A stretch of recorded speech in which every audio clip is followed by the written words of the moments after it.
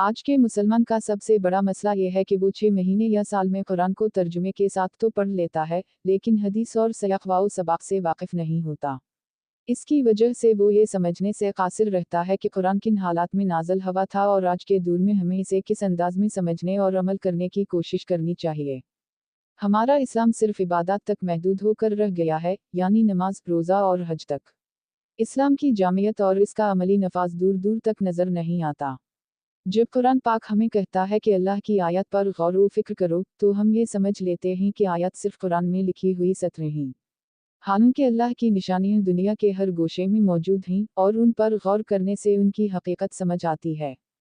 قرآن پاک میں مختلف انبیاء کے قصے بیان کیے گئے ہیں تاکہ ان سے سبق حاصل کیا جا سکے، لیکن ہم ان قصوں کو سمجھنے کی بجائے صرف سطحی طور پر پڑھ کر گزر جاتے ہیں۔